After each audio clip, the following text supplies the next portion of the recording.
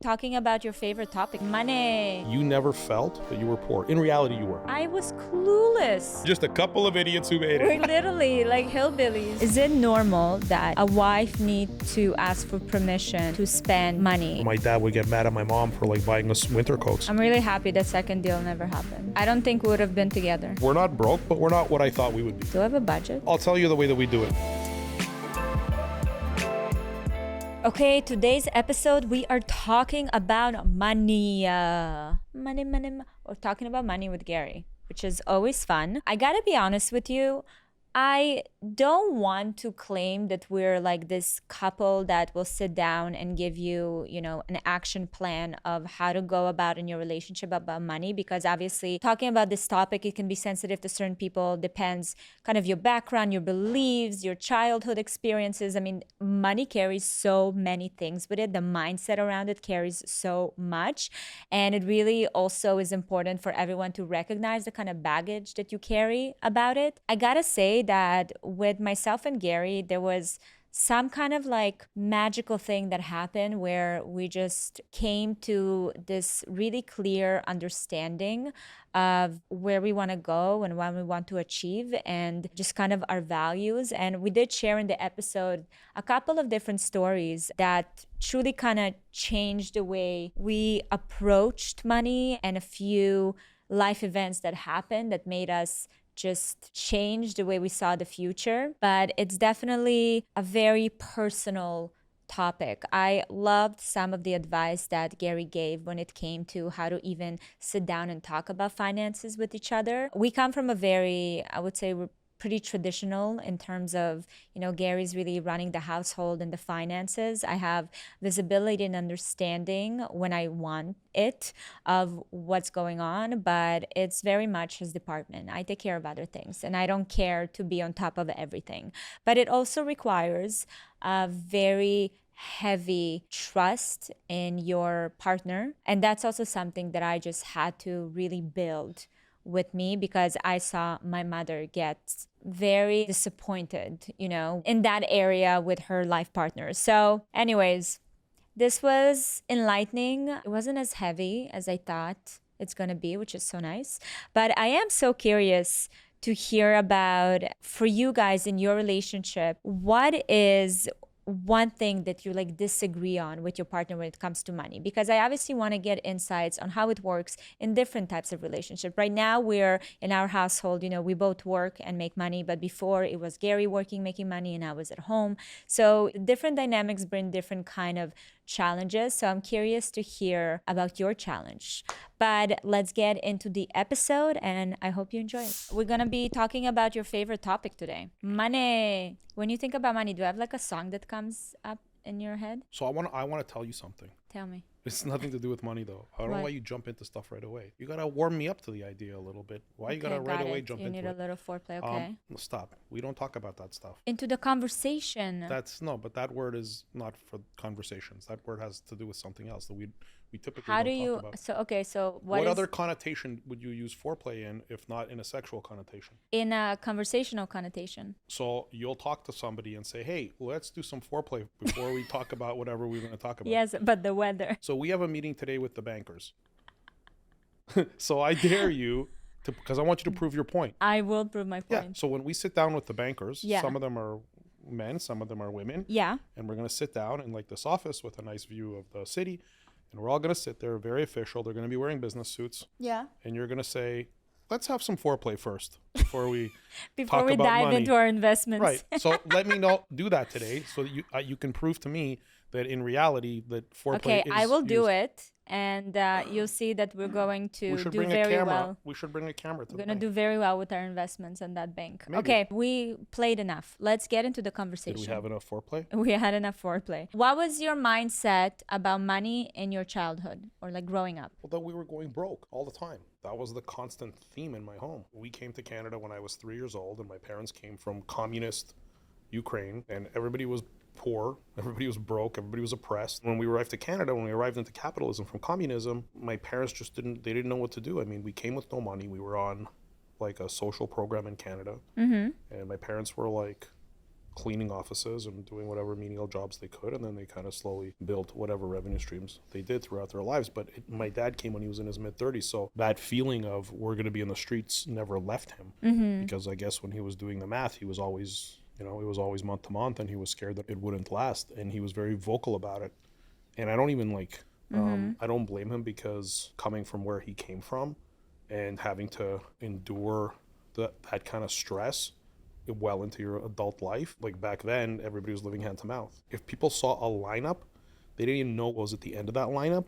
They would stand in line to buy whatever it was. And if they had to buy shoes that didn't fit them, they would buy shoes that didn't fit them, so they can then trade those shoes for something else that maybe they could feed their kids with. That was the situation that I was born into. But luckily for me, I came to Canada when I was only 3 years old, and I grew up in Canada, but I still grew up being raised by parents who had that, you can call it a scarcity mindset, but it's beyond a scarcity mindset. It's like a kind of complete, utter, like paralyzing fear mindset when it comes to money and finances. So that was it. We were like, it was just a common theme. I think as a child, I mostly tuned it out, but I definitely think it got ingrained. It seeped through for sure. Yeah, it got ingrained in me, where I've carried, kind of financial stress with me throughout my life. Yeah. So how did that change when you started making money? Or even when you started looking for a job because you realized you have to now make money? When money was scarce, it's interesting because I didn't really develop that kind of phobia or fear until later, because even when I was broke when I was younger, and even though I grew up under that dark cloud of we're going to be in the streets, I didn't seem to care, because look, I was young, I was a kid, I was happy to go and ride my skateboard. It didn't require any money. I had enough money to buy a popsicle every now and then. I picked up like some cash, here and there, doing stuff. So I never felt that scarcity. And when we lived in kind of like a very modest means, I also never felt that scarcity. It never bothered me. So when did it hit you, the scarcity? The first time it hit me was when I was like a few businesses in, and I was in my kind of like very early 30s, maybe even late 20s. I bought my first home. It was a really modest condo in Toronto. And when I did the math on what I was making in the business to what my expenses are, it kind of, like, I remember feeling a little scared. Like I felt fear. I remember telling myself that even though I'm scared, it just means I have to make more money. Because I was working for myself, I did the math on, okay, now I need to make this much more money because now I have a mortgage to pay. And so I did the math, and I said, okay, so up until now, I've been making this many sales calls. I was selling internet marketing for my own company. And so I would say, okay, before I was making this many sales calls, and it resulted in this, this much revenue. I kind of worked out that the entire funnel metrics. And I said, okay, so now I need to make this many phone calls. So that's all I did. I just increased my activity. Did it require to change your mindset in order to see some success? You know what I mean? I think that my career and my career and my businesses that I had before I met you and kind of throughout, they're driven by financial necessity. They're not, you know what I mean?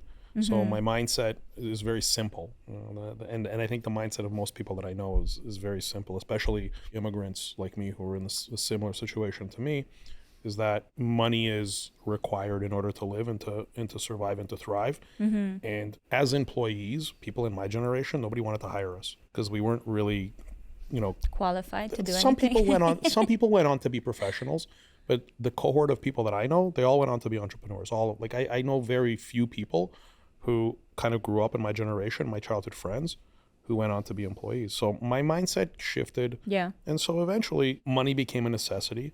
I think that I've had changes into what my perception of enough is as life goes on. Kind of the higher, Lil Wayne said it in a song, like the top gets higher the more that you climb. And I believe that to be true, meaning the more money you make, even if you don't spend it all on lifestyle, you're still going to understand that the older you get, the more money you require. So my mind shift just changed and continues to change based on necessity. With the seasons of life. It changes based on necessity, and it forces me to work, that old kind of saying of working smarter and not harder. That's actually why we have as big of a staff as we do, because I believe that, and I think this is a crucial point, that if I had the same mindset as I did in my 20s and 30s in my career, when I did it all. I had a lot less staff because I had more time and I didn't trust other people, quite frankly, and I didn't have the skill to hire and train and delegate. Whereas now I'm better at that. Yeah. So that's kind of how my mindset shifted. I become more efficient when it comes to making money. I think a major shift that I had with money is that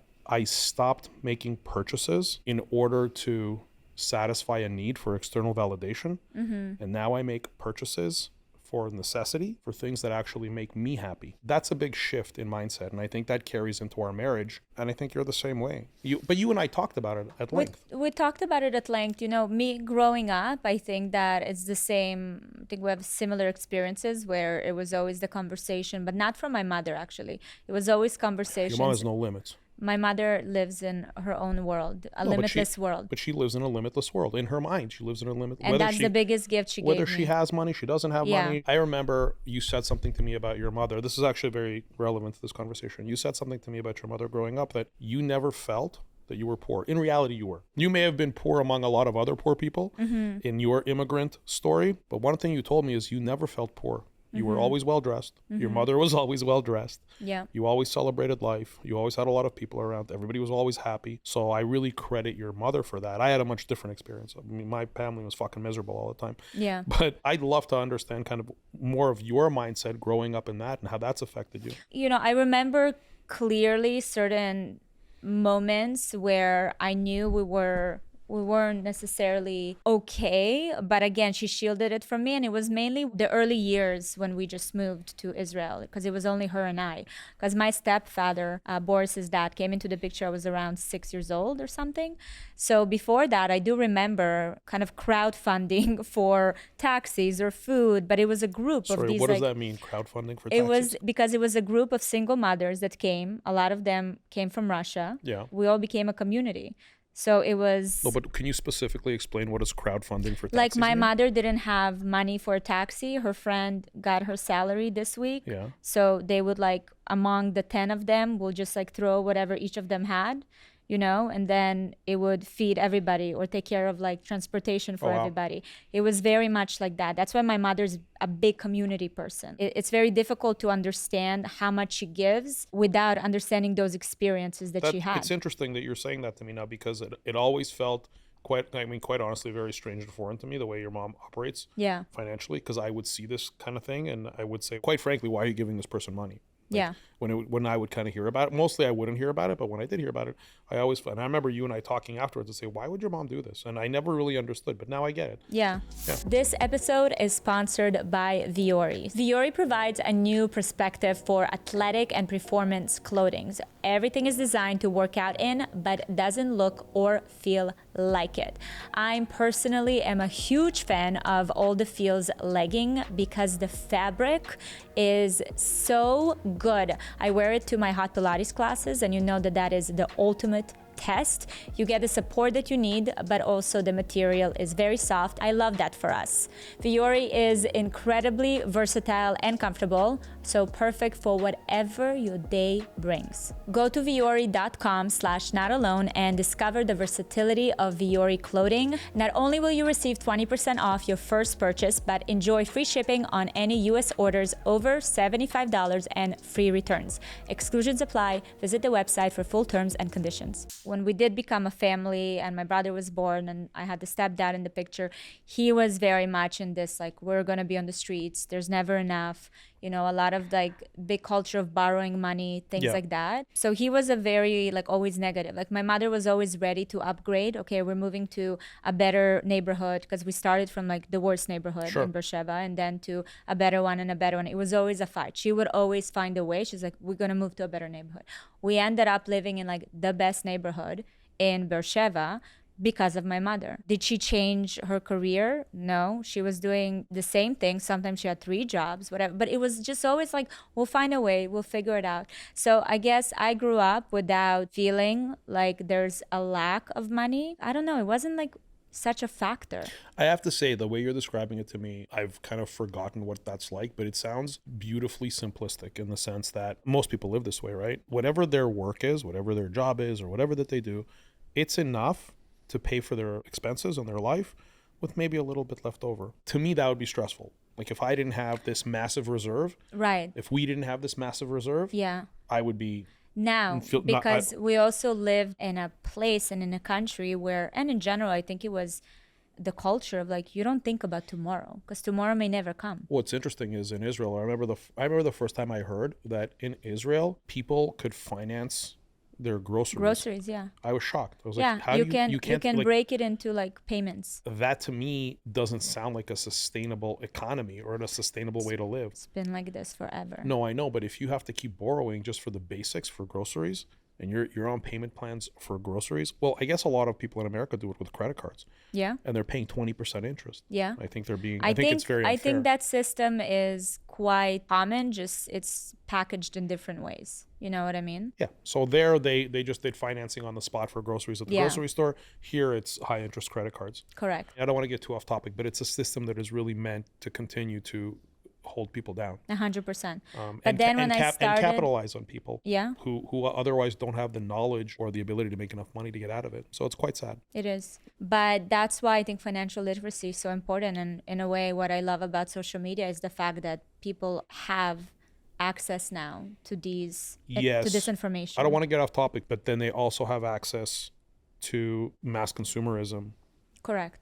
pulling them into, if you don't wear this brand, Right. or if you don't have this, then there's something wrong with you. Listen, there's a lot of discipline and awareness that requires to live in today's time and age, but especially most people don't have it. especially in this side of the world. We are the most consuming society, North America. We consume the most. I don't know what the data is on that. I think I've heard that anecdotally. I just don't know what the data is on that. But let's get back. Let's get back to, so that's you scorned me last time I went off topic, so I want to make sure we stay on topic. Okay, so money to me represented just kind of a tool, and it's a tool that can come and go, but it will always come back. That's the concept of money to me. When I left home at 16 and started making money, I mean, to me it was already mind-blowing that I was able to buy a couch for the house and like different things.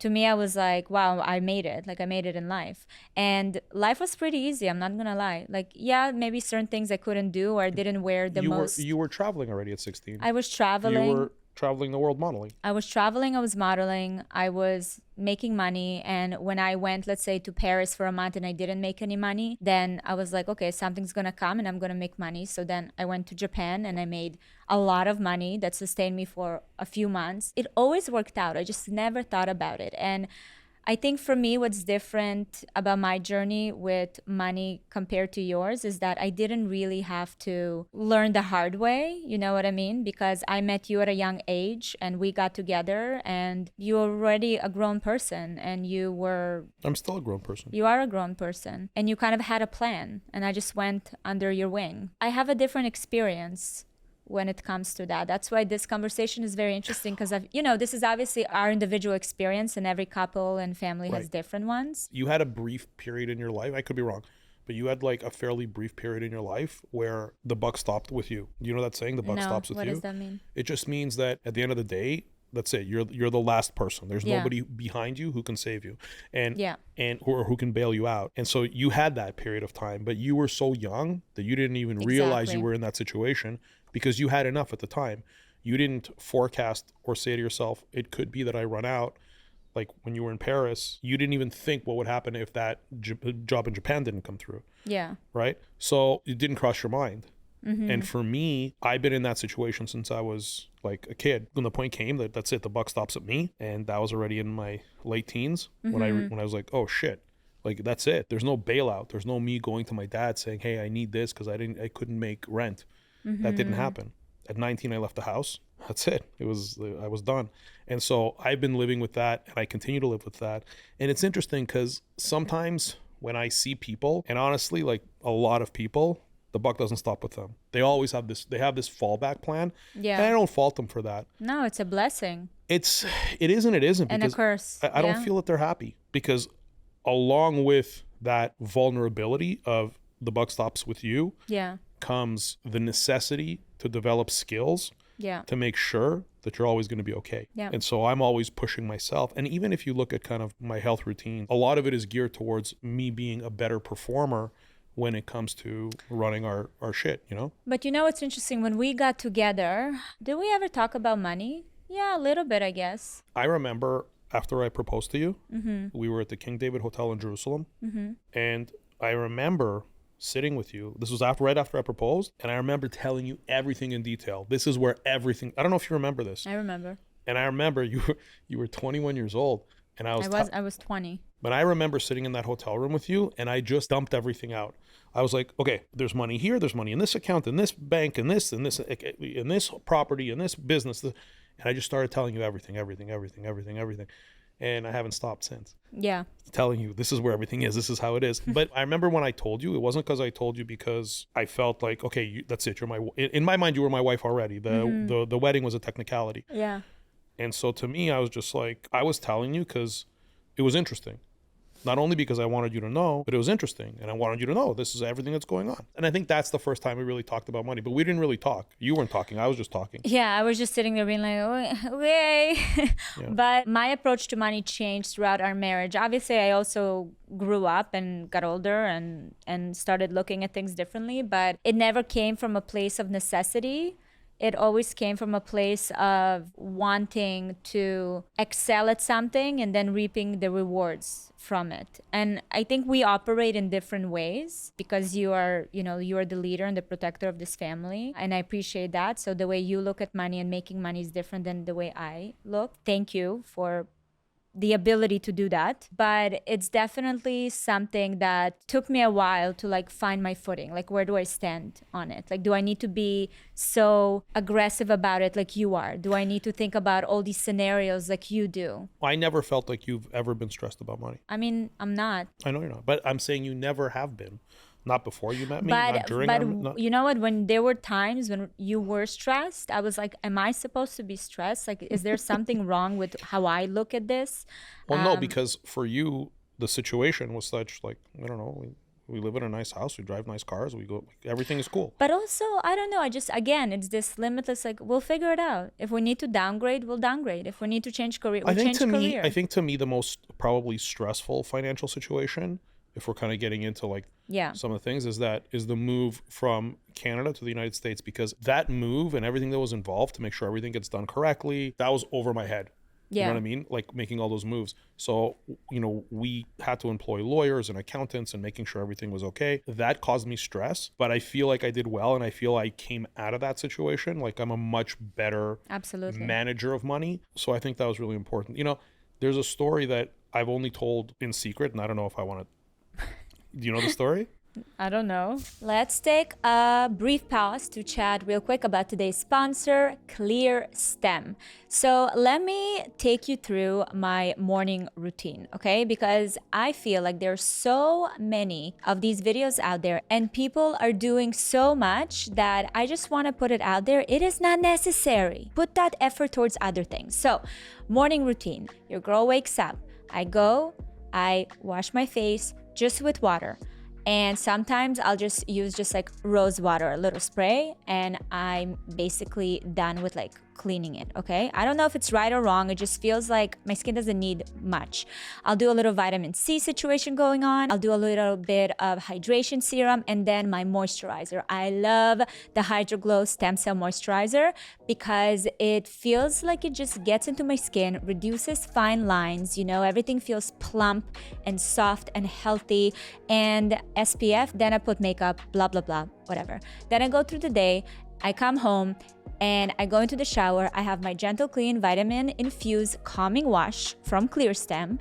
And I am very excited to notify all of you that I finally found a wash that doesn't irritate my skin. I have super sensitive skin. So I always look for products that work, but actually also, feel like I'm not punishing my skin. So this one is a non-drying, non-stripping of the skin barrier, which is a win-win. Honestly, this is it. And then I'll just go into my routine of a little bit of retinol, and then moisturizer, and I'm ready to go to sleep. Like, this is how basic and simple it is, okay? So a big shout out to Clearstem because they are formulated with no pore clogging ingredients ever, and that's their clear pore promise. Did you see what we did there?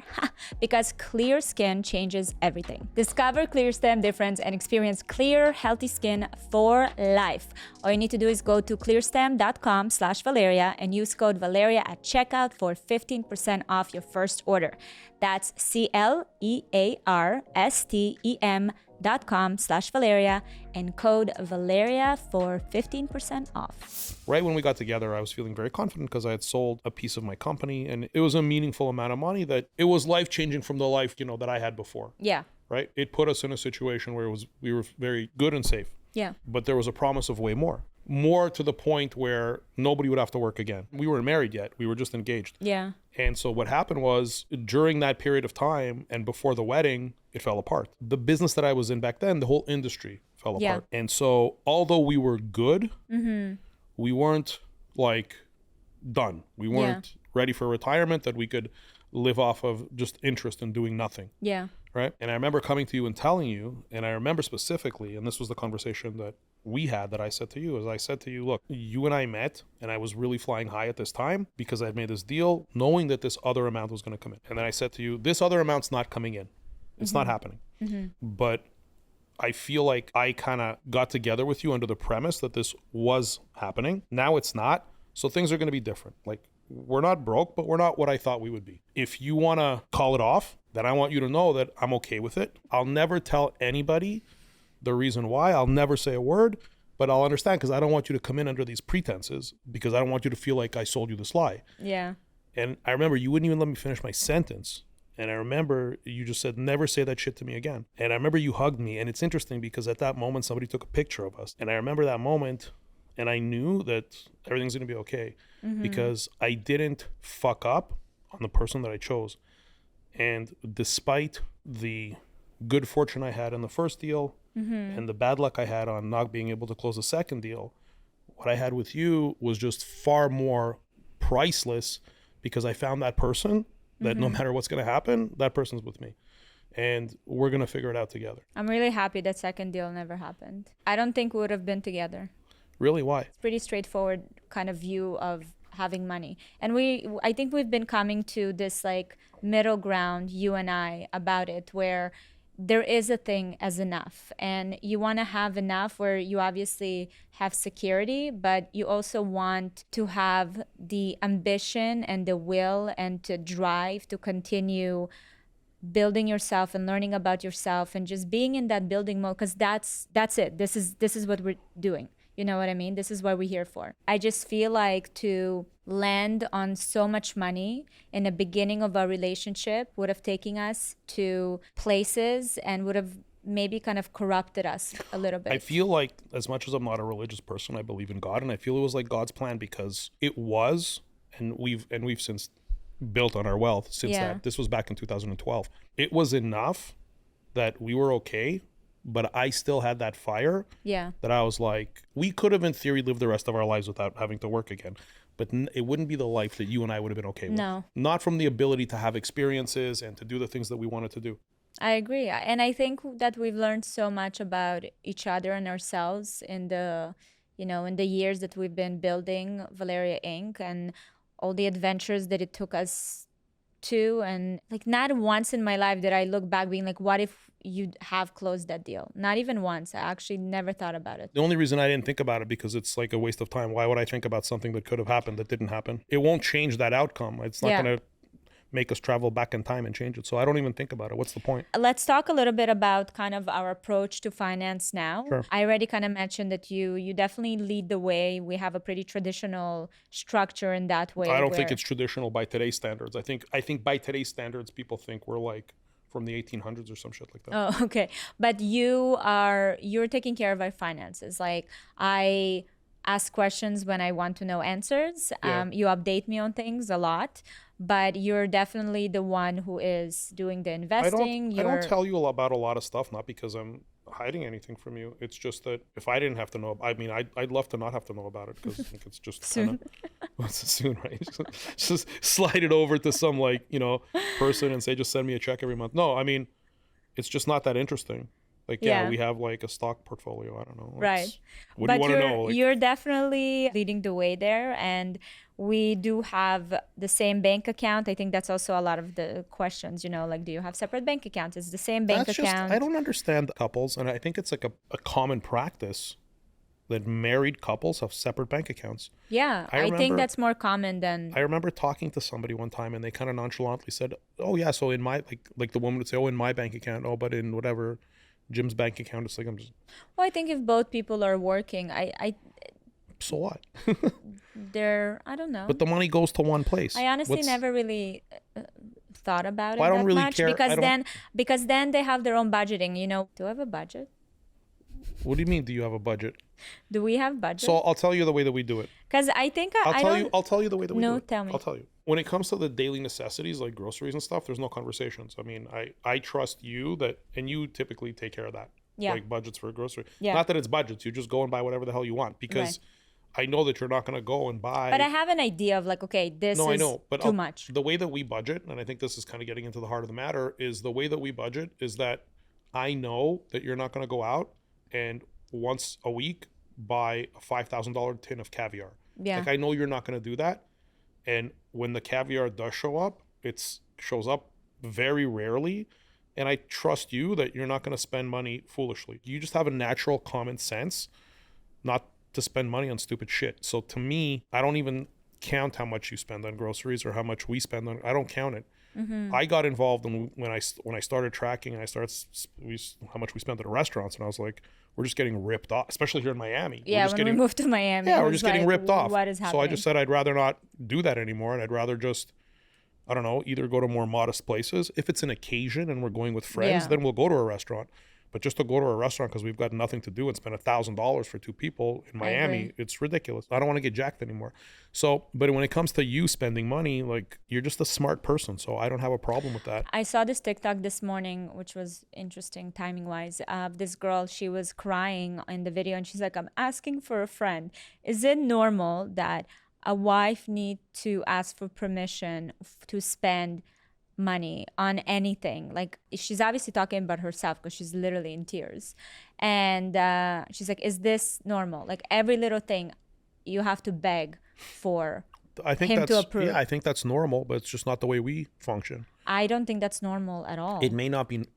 When you say normal, how do you define normal? It may not be correct by our opinion of how we look at it from a moral perspective, but it's probably normal in terms of the percentage of couples who the wife has to get permission from her. Yeah. I don't live in that world. I think that, look, you and I don't live in that world. I'm saying that if you look at probably the average person, let's say in North America or even in the world in kind of like developed countries, probably the man makes more money.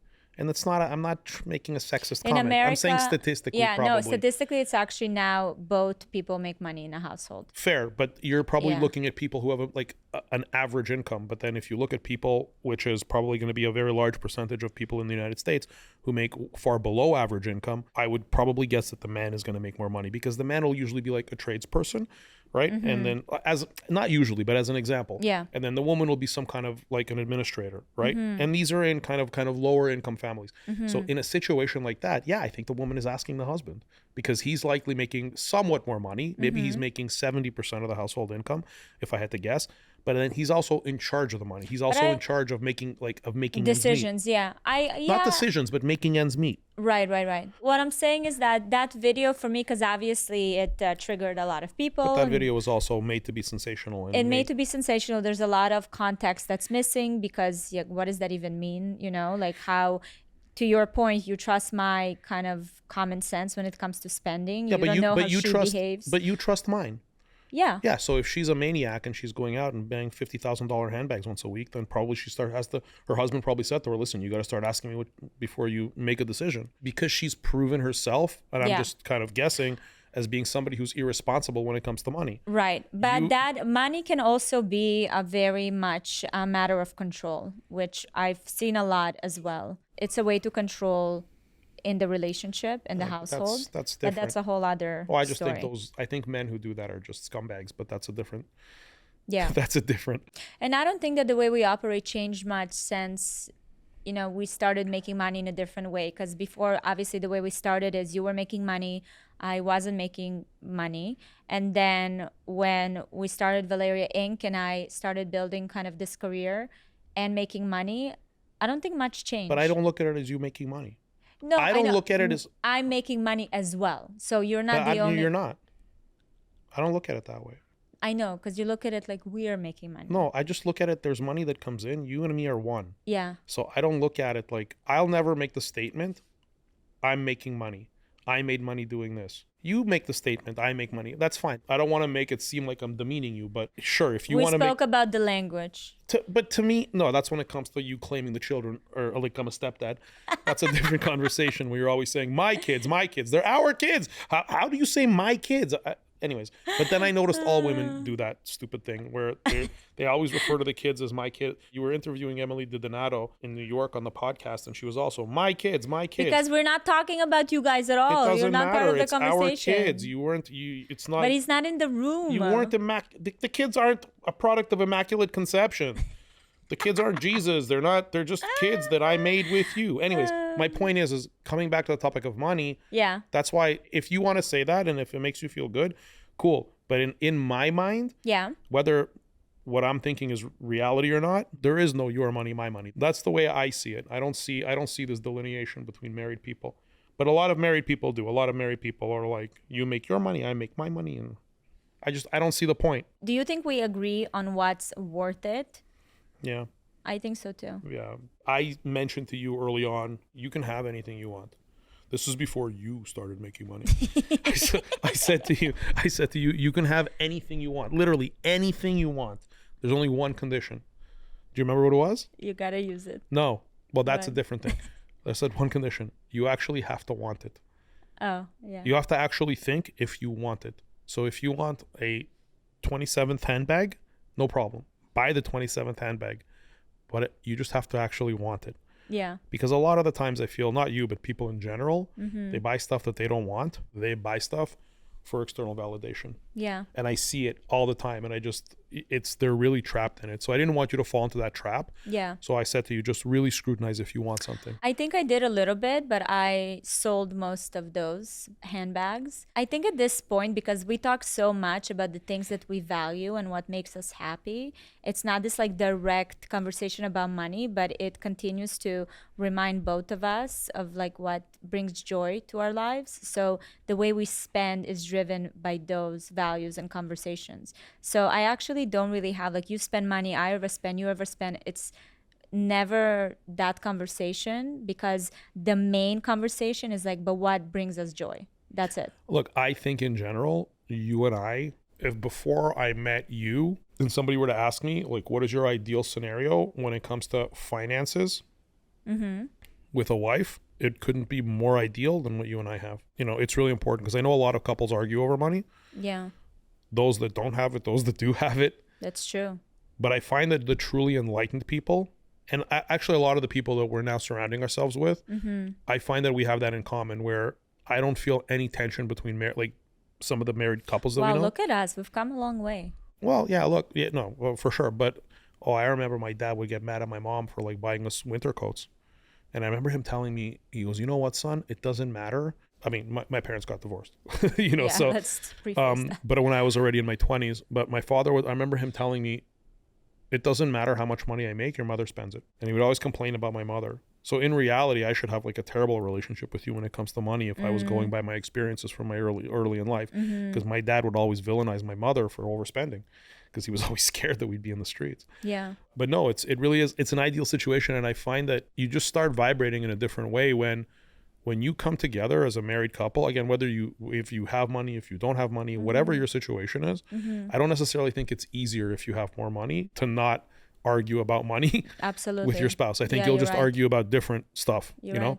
But I think it's like you get to this point where you and I have never been at odds when it's come to that, ever. That I think that I'm guessing, and maybe the people listening to this will have a different experience and they'll say that, no, it's common. Like, everyone lives in this blissful, like, no stress over money. Although if I was to do some research and I would ask what are the top 10 reasons why people get divorced, Finances, I think definitely. finances will Of probably be in course. one of the top 3 if I had to guess. Yeah. I mean, somebody should do that research, but It's out there. I'm pretty sure it's there. So I think that you and I probably belong to a small kind of, I would call elite percentile of society of people who just naturally come together and they don't beef. There's so many aspects to it. It's communication, it's years together, it's, like openness to talk about it. A lot of people don't talk about finances. It's that mentality of like us, as one unit, even our personalities, like the ability to move with the changes and the seasons, and there's so many factors to it. So I don't think we're like necessarily. I think there's a lot of things that are working for us, and that we've worked on in order to get But here. I don't feel I work on anything with you. You just live your life blissfully. I just don't feel I work on anything with you. You feel we work on things? I don't remember working on anything. I think we we're do, just, but without what? like not sitting down and like, but having those conversations, having of like But like what? bringing clarity around what do we value, what do we care about. We did care about external validations before. We have made mistakes. We sat down and talked about those things. We've realized that that's not the way we want our money to be spent or how we want to be viewed. We had a lot of those things. You just don't remember because it was, we just kind of tackled it as we went along. But there were things that, we had to kind of reconvene on 100%.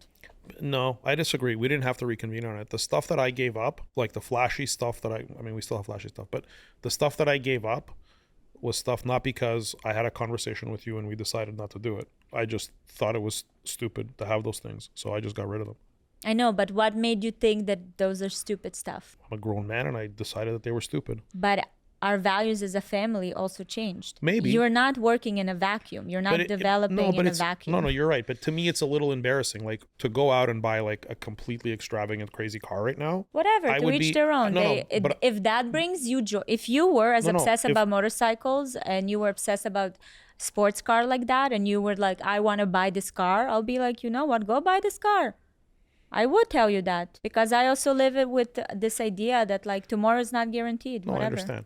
But I think that it's a little different when it comes to cars. I just want to dissect this a little bit. When it comes to, no, because we're talking about money. When it comes to cars are a signal of wealth. Motorcycles are not.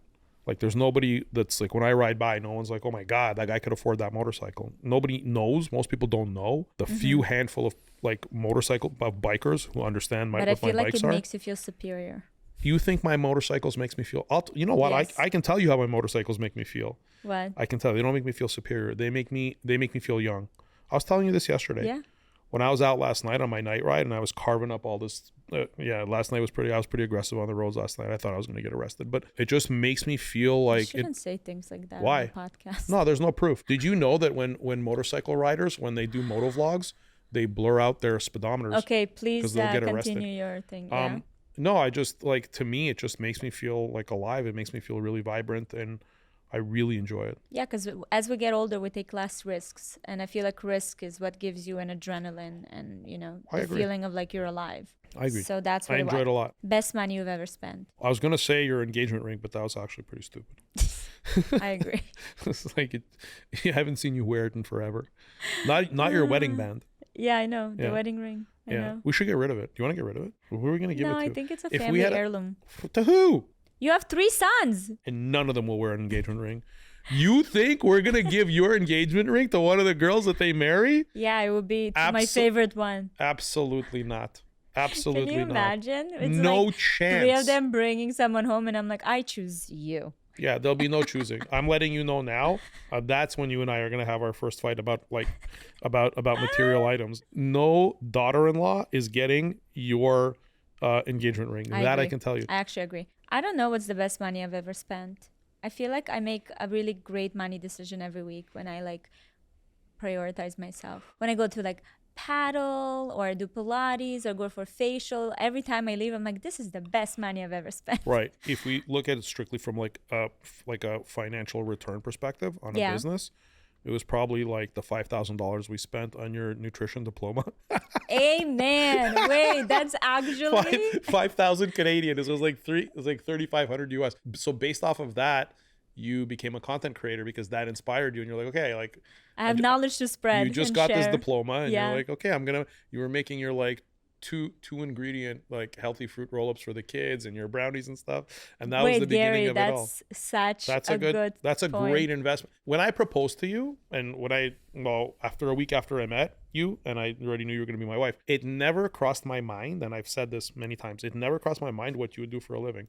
It never crossed my mind like that you would even work. I just didn't think about it. It's not like I said, she doesn't have to work in my mind. I was just like, it didn't cross my mind. Like the word you and work, it didn't cross. I just didn't even think that at all. It didn't cross my mind.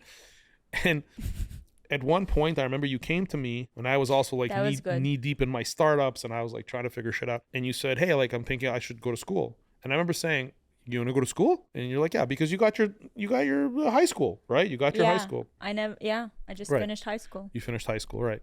And I was just like, I said, if you're going to go to school, you get an MBA. Because my logic was, I mean, get a business undergrad. Yeah. And then get an MBA, because I'm always going to be doing some kind of businesses, and I don't have a formal education in business. I have a degree in geology. So I was just like, if you get a formal education in business, then that would be great, because you're also a lot younger than me. You're going to bring in kind of these modern, actual ways that people run businesses, not like this way to run businesses like I've been doing my whole life, right? Except now, actually, Rachel's cleaned up a lot of shit. But my point is that I said to you, like, you should go and do an MBA because that's the most practical thing. And you're like, I really don't want to do that. And I was just like, okay, then do whatever you want. Like, why are you even asking me? I don't know. Do whatever you feel you want to do. And I remember you saying, I'm going to go and get a diploma or a degree in nutrition. And I was like, okay. Like, how much is it how much is it? And you're like, $5,000. I'm like, all right, cool. Like, enjoy. And I remember driving you, and it wasn't like, okay, I just want to, not to like shit on your diploma. I'm not trying to shit on your diploma. But it wasn't like it was some like... No, it was definitely not like an educational institution. No. It was like the second floor of a strip mall where there was like a $5 Chinese buffet on the first floor. Yeah. It reminds me of my first startup office. So that's where you got your... Started from the bottom. That's where you got your... That's where you got your nutrition diploma. So that's the best return. But it's interesting. I just want to just say something really quick about Creator Method. I mean, we have hundreds of now creators who are part of our community. And when I talk to them, a lot of the times, they tell me, I don't feel like I come from nothing. I don't have a formal education. It's not possible. I can't do anything. And I'm like, let me tell you. I said, let me tell you. And I tell them the story about your nutrition school and like the strip mall and the $5 Chinese buffet. And I'm like, I assure you, like, you can do it. You've got a lot. And the funny thing is the people who tell me this, they're so accomplished. They've done such amazing things, or they have such educations. And you know what? I wish it shocks me. I wish that there was a chip that could have been inserted back in the day when I just started and just would have recorded my thought process about everything, about just tell me your thought about process. just like money and about work ethic and about like anything at all. I had no idea. Like, I'm looking today at people, they're 26, 27. Everyone feels so advanced. I was clueless. I was just like, you and I are just a couple of idiots who made it. We're just like literally like hillbillies, just like, okay, let's see. I know, but Valeria, you have to understand. You have to, babe. You have to. What's the worst that can happen? You have to remember where we came from. Yeah. You came from like, first of all, you came from like a part of Russia that like people don't even go to visit. Like, you came from a very small town, and then you grew up in like, and also a small town in Israel. And under circumstances where your mom, she was a single mom until she met Bob's dad. I know. But that's why for me, I walk around and I feel like I live in La La Land. When we dropped off the kids at the camp, I was just looking around. I felt like I'm 12 years old again, sitting in Israel in my little room, scouring MySpace, trying to find like pictures of American, kids go to camps, because they used to like share all these images, and you see like pictures of the buses, like all of that. It was like watching a movie. And all of a sudden I'm like in this parking lot dropping the kids off to a sleepaway camp, and I'm like, oh my God, it's like in the movies that I used to watch. It's like, I'm here now. But you're not here as a camper. You're here like giving your kids to the camp. No, but it's now our kids are out there eating steaks in the wilderness in these luxury cabins with air conditioning, having the time of their lives. Is there anything you wish you had known earlier about money, or like how to approach money? Yeah, there's probably a lot. I mean, I think that living off of earned income from investments and like prioritizing creating revenue streams from investments that are also appreciating simultaneously. I wish I would have known that earlier. So I wish, like, I just feel I lost 30 years of compounding appreciation on assets. I wish I would have known that. I know it now, and now we're kind of positioned in a much better place. So I think for you, it's great because you're 18 years younger than me. It's great for me too, don't get me wrong, but I wish I would have known that earlier. I wish I would have known earlier to say, okay, I'm going to take this percentage of my income. And like, again, back then I was so chasing external validation. As soon as I could, I had to get a Mercedes. Yeah. And I would have been better off driving a Volkswagen and taking that delta of the difference in the monthly payments of, let's say, $400, and putting that into an index fund and letting it compound. At least that, and potentially diversifying, with other things. So I didn't do that. And then the other thing, your question was if I regret anything or I wish I would have known before. Yeah. Because I grew up with the mentality of my father telling me that your dream is to make 50 grand a year or 80 or 100 grand a year. Like, it was a very low bar. But at the time that he was saying it, it seemed like a fantastic number. It seemed like $10 million a year, so whatever. It seemed like just a crazy number. And what happened was relatively early on, about 3 years after I started my first kind of real business. Your benchmark was that. Yeah. And so when I far exceeded that, I was like, that's it. I fucking made it. Right. So to me, I was just like, I wasn't coasting, but I wasn't trying to get into other stuff. I was complacent. I was comfortable. I was happy. When I far exceeded what his goal was for me, what he would tell me that this is how much you should make, I thought I made it. So that's something that I wish I would have known earlier. I wish I'd have known earlier that it doesn't matter how much you make and how much you think you have. That number one, it's not guaranteed that you're going to keep making that money. And number two, you should be putting that money into compounding assets that are appreciating in a compounded way every year, and hopefully cash flowing. That's the second thing. And the third thing is to always be looking for new opportunities and new businesses to expand on. And I'll just wanted to add quickly to that is that's why I feel like with Valeria Inc., because I came into Valeria Inc. in 2017 to work with you, and then eventually Rachel joined us, knowing that, right? Yeah. And I knew that very well, that I had that regret of not pushing in that decade, that I became complacent in my one business model because I didn't have social media at scale. I didn't have everything that everybody has now to know that, okay, here's the actual correct way to do things. Here's an approach, like a disciplined approach to grow wealth. I didn't have any of that. Yeah. Nobody could tell me that. So I came from that era. So to me, that's why a lot of the times, especially earlier on in Valeria Inc., we sometimes had disagreements, and we had disagreements with Rachel where you guys weren't even finished executing on the one thing. I was already like, we got to do this other thing too. Yeah. You know what I mean? Or we have to modify the existing model. And so now I think you guys are more open to my kind of lunatic, my lunatic methods. Call it visionary. Sure. Because now I'm just like, well, I mean, that's how Creator Method was born. 100%. It was me kind of pushing this to say, we got to do it. So let's bring it back to the conversation of, a household couple. What are some tips for couples to navigate financial tension? Or even one thing you tell couples struggling to even talk about money? Because you'll be surprised how many uncomfortable conversations are not being held, when it comes to finances, because people just don't know how to approach it. It's really tough because I have such an amazing wife, right? So I haven't been faced. Well, that was a great answer, and we can wrap up this episode. No. But look, it's hard for me to say because I've never. I agree. I've never had that problem with you. I agree with you. It's hard to give But advice. honestly, I have to say, if I try to put myself in a position where I have to imagine, you would have been completely unreasonable with money, or maybe even align on the same goals. You know what I mean? I think the way that I would do it, yeah, the way that I would do it is I would sit down and I would just be really analytical about it. I would do a P&L. A P&L is a profit and loss, and I would make a spreadsheet, and I would say, hey, look, this is the money we have. This is the money we make. This is the money we spend. There's a lot at play here psychologically, right? Yeah. Because a woman will feel that she's being demeaned and controlled. And so when a man says to a woman, hey, we have to spend less now, a woman might take that as, just because you're the one who's actually making the money, my contributions don't mean shit. And, they may get challenged that way. And I think that if I had to guess, that would cause a lot of animosity between a married couple. Whereas a man has to control his tone and come in a very, grounded way to say, look, I also want to spend money, and I get it. And I want you to have everything. You're my wife. I want you to enjoy life, and I want to do everything. I want you to have as much as possible. I want to share with you where we're at right now. So here's all of it. There's nothing hidden. You know where everything is. And again, you have to be kind and polite about it and say, this is where we're at. And realistically, this is how much we can spend on luxury items. This is how much we can spend on trips. This is how much we can spend on fancy stuff. This is how much, this is what it is. But in addition to that, I feel and a lot of this is on a man. A man has to also say, and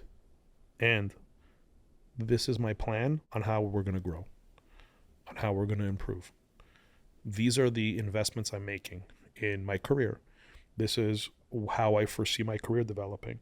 This is the business that I want to start that'll get us there. This is the piece of real estate that I want to invest in, that I've taken the time, and especially now with ChatGPT, I've taken the time and I've looked at the last 10 years of appreciation of this one piece of real estate I'm considering, and I feel like in the next 10 years it's going to appreciate this much. So bringing a woman in and sharing the plan, Right. the situation with her, Yeah, and then the growth, future. and then the Yeah. growth plan with her in a mature way, and treating her like an equal Yeah. in that conversation, I think that's the key. And I think the reason you and I have the relationship that we do, because you're just naturally, like, quite frankly, not a bitch. Like, you're a nice, normal person who No, I understands can be a that. bitch.